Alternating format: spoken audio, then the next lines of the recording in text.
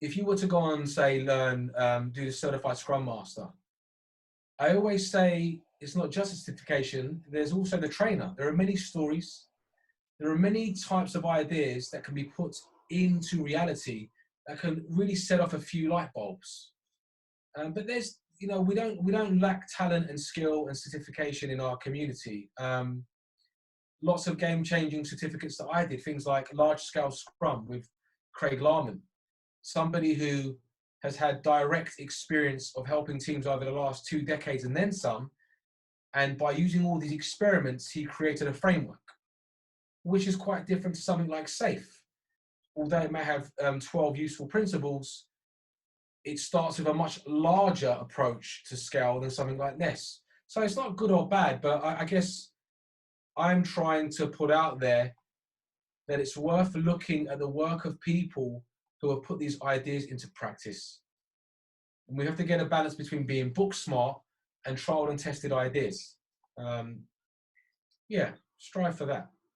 So when looking at certifications, I'm hearing one of the tips is to actually do research on the trainer and see if they have that pragmatic experience, because it's also about the delivery of the training and being able to consume it so you know how to apply it. But obviously there isn't a formula that you're going to be provided. You kind of have to do that processing and thinking to see how you can apply those frameworks to your situation. But definitely not just going with whatever certification, but doing the research and finding out more about the trainer's bio. Yeah, and I think you articulate that well. Every trainer brings a different style, not in just the way that they're going to teach you versus it being like a lecture or something more interactive, but they also bring their own type of ethos in the way that they've rendered information. We all do it, right? You could, whether it's religion or philosophy, everybody renders information and they expand upon what they understand through their own eyes. That's the only way to do it. So you will meet some trainers that, because of the way that they're wired, we're all wired in our own way, they are more transactional. They may talk more about the mechanistic part of Scrum. Or you may meet a Scrum trainer who speaks more to the essence and speaks to the soul of what Scrum is trying to do. And then, of course, you may meet a trainer who can do both.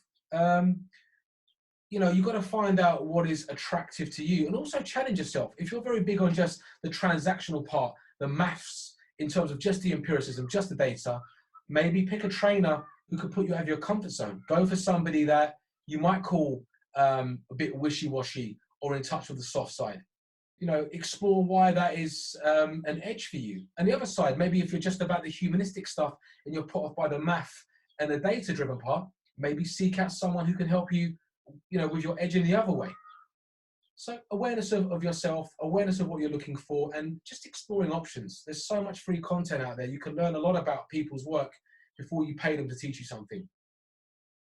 Yeah, that's very interesting. So just being well-rounded and finding that balance.